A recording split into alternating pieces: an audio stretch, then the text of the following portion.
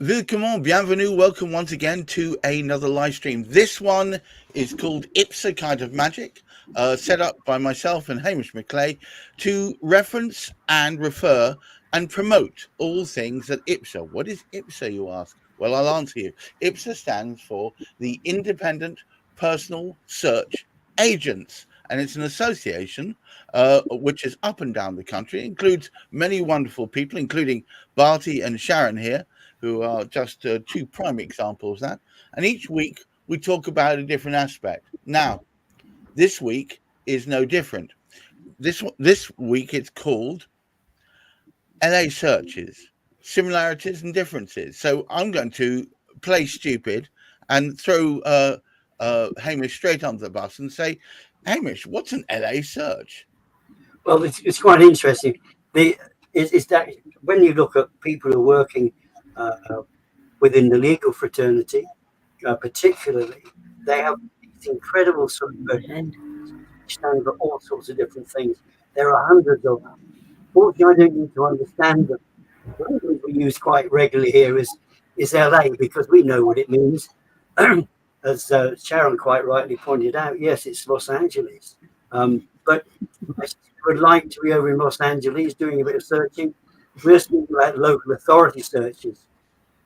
And the reason why we have this particular sort of topic, and I think it explains very well, and here we go again, the IPSA, this association that we have, actually sort of independent personal search agent, is actually implying what we do to help. We are helping clients. And funnily enough, we are hidden behind doors, because very often the client itself never gets to us. Because what we are doing, we are going into local authorities, we're getting information for them, or we're supporting their solicitors in getting that information for them. So they don't tend to get to see us. So we're hidden away. But it is an important part of what's required. However, since the start of this century, and I can actually say that because it's not very old, since the start of this century, things have actually changed quite significantly. And what we have is a number of people trying at this moment in time to suggest that basically all you need to do is do everything the same way and work the same way. All you got to do is tick the boxes and it happens. Well, actually, sadly, for many, many people that don't realize it, there are quite significant differences. We have different people who want to buy and sell property for different reasons. We have different properties. They might look the same, but there's something different about them. There's something hidden sort of within there. But it's particularly the way the records are actually sort of held. And what's being suggested is that a certain person could actually be almost anywhere. They could even be abroad doing it. Do excuse my phone. I haven't switched it off. I'll do that in a minute. That's fine. However, this can actually be carried out by someone's almost anywhere, providing they know where they are. Well, I say providing they know where they are, providing they know something about what they're carrying the search out on. But if they've never been to the place, they don't know quite what goes on and the best way to get the information, because it will differ from what they've actually not sort of know themselves. Once you've been in there, and IPSA members have all attended to the council areas which they've been to. And that's why I call it similarities and differences. You cannot sit and tick all the boxes just sat outside of the environment. You need to get involved to find out about it. And that's why I was calling it similarities and differences. And the two we had before, I mean, I'll just mention this briefly, because one of the early searches, I remember when Bharti and I first got together, it was I think it was either just on the outskirts of Warwick or between Warwick and Leamington Spa.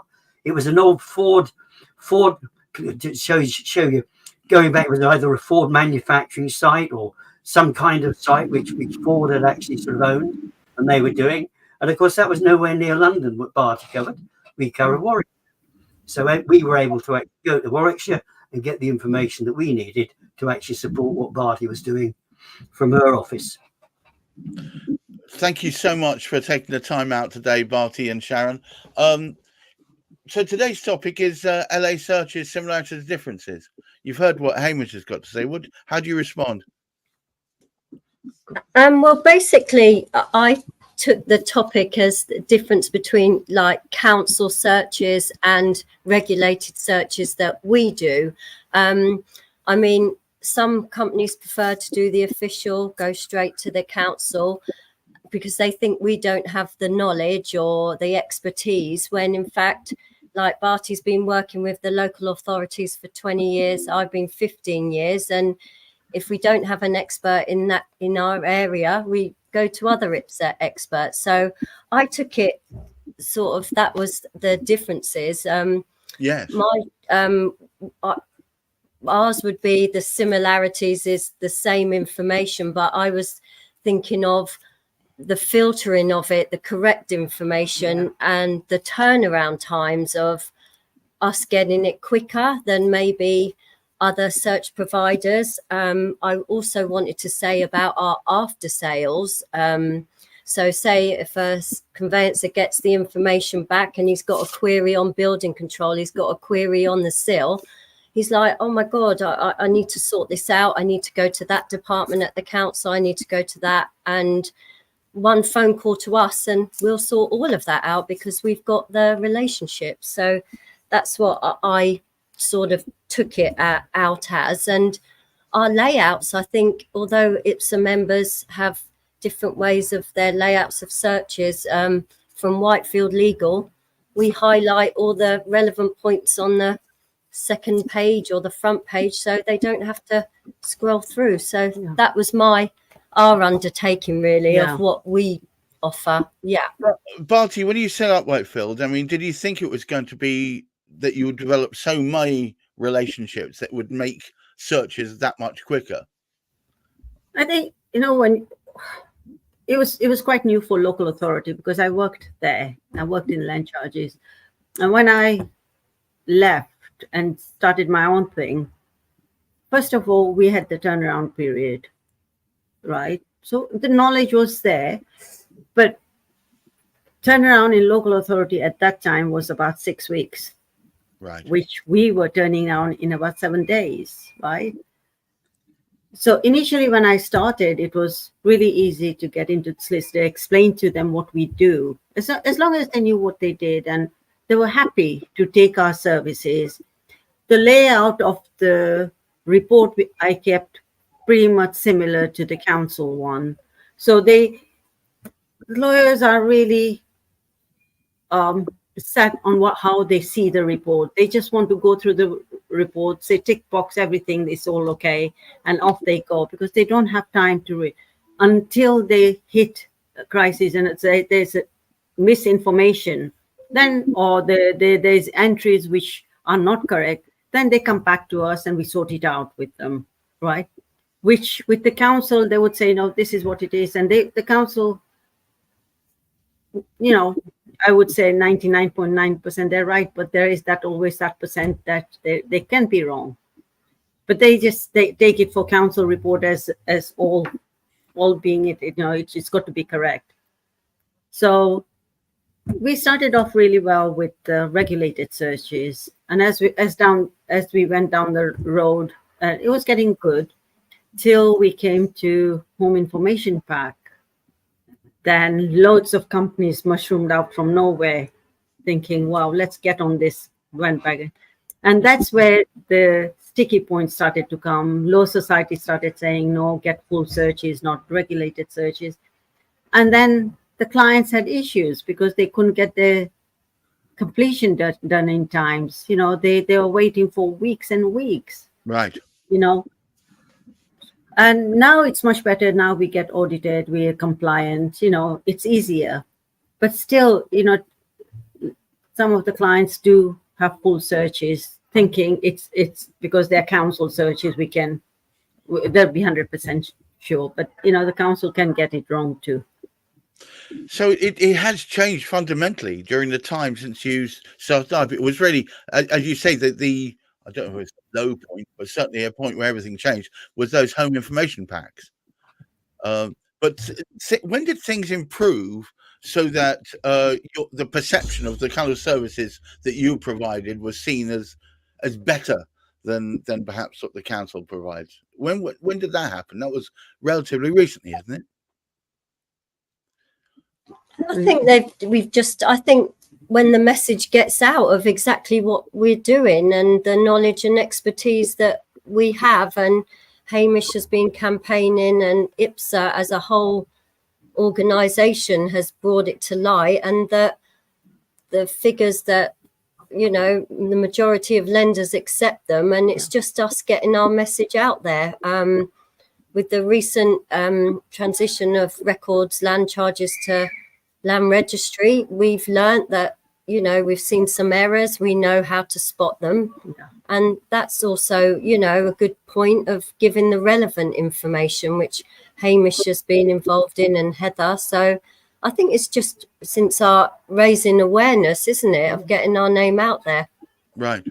And obviously there's a vast difference in pricing as well, right? We can do a whole bundle for what the council would charge for one search, right? That would complete search packet for a client, which is much more they get from us than they would get from council. Council would only do the local authority searches, and that's it.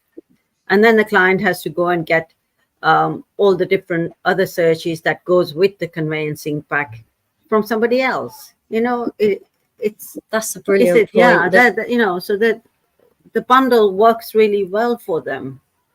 But till the law society sort of guarantees that, oh yes, we can have regulated searches, that is fine, they still sit on the fence. You know, they said, oh, as long as they're compliant, the lenders on the lenders list is fine. But it's still, some of the lawyers are not that confident in using some of the services that they do, which is a shame.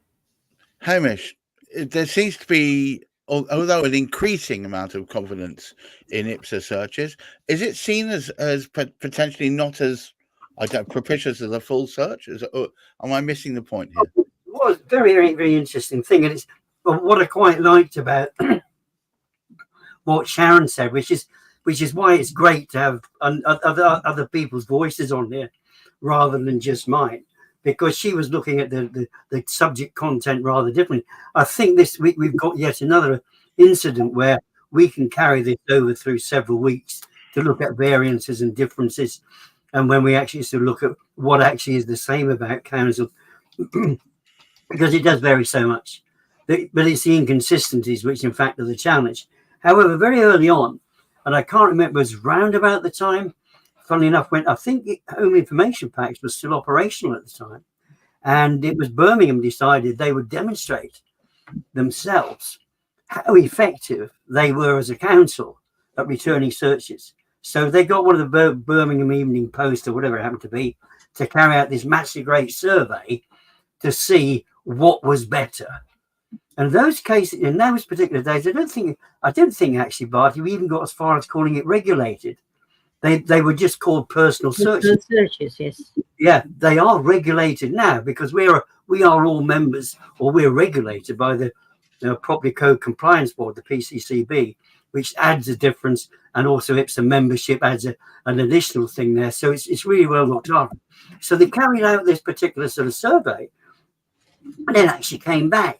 It was very, very close because there was a bias, because people were saying, well, more or less, we'd always, like Bharti suggested, well, we've always done it this way, so why not carry on doing it that way? So they sort of said, they propped up an awful lot was said, but in actual fact, it did swing over.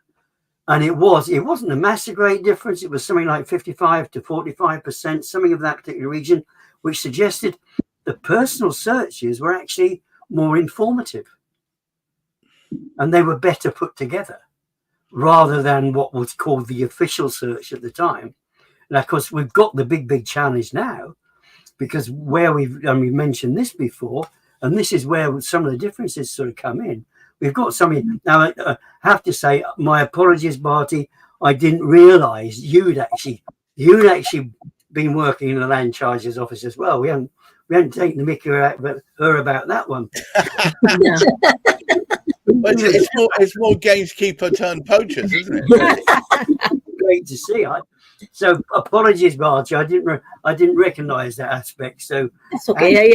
I don't advertise it either. Well, she learnt there was a better way. Yeah.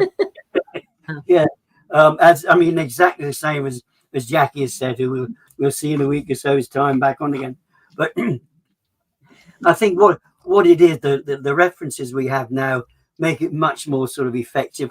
But with what happens, of course, they haven't done it in London because they were what we call unitary authorities. They looked after themselves. They were responsible for just about everything that went on there. Now, outside of London, what we had a county council, and within that county council, we had, on average, 5 or 6 local councils. Now, what's happened, in order to get money together and try and stop themselves from going broke quite so quickly, many councils have amalgamated and they call themselves a unitary authority. Wiltshire did it in 2009. They still haven't got it together, actually, with their land charges office, but that's what they did. And unfortunately, because of that, they've lost the experts because they're cutting down in numbers. So they've lost the expertise that they had. So, for example, when Bharti was working in her office, she knew everything about it. Now, of course, what we've got these unitary authorities. They're getting rid of a couple of people from the experts from those particular, so they don't know how the others are working. And this is one of the problems that happened in Wiltshire, because they're miles and miles apart. I mean, it's even worse actually in Wales, but they're miles and miles apart. So why would they know the locality? IPSA members know the locality of the areas they're carrying out the searches in. And when we actually go back, as Bharti was saying, both Sharon said, the years between them of experience in their local council areas is so significant. And therefore, that is consistent in terms of compared to, I think, many of the people they work with. It would be amazing from hearing from Bharti. We'll do another time now. And Sharon, as how many people they've actually sort of superseded, who they know much more than the local council people working in the local council area do now. Remember, there is evolution, or not so much. There's a roll around on the staffing in local council a lot. So you get new person at any time, which has to learn the whole thing from scratch, right? So you can imagine the turnaround time gets longer and longer and longer. Well, where we've been there, we've done that. We know exactly how to get the information and give it to clients in a very short period of time. Our reports never is longer than 7 days, whichever council it is we go to. So, that's the difference. It's just getting to know that regulated searches are just equal to really council searches, I would say. All right. Well, look, I, as ever, every day is school day on IPSA. I thank you so much for Bharti and Sharon for helping us, showing the world how incredible it can be to use IPSA members to get your searches done. And Hamish, of course, for putting the thing together. All it remains for me to say is keep your feet on the ground, keep reaching for the stars, and look after that mental health. Until next week, bye-bye now. Thank you. Bye-bye. Bye.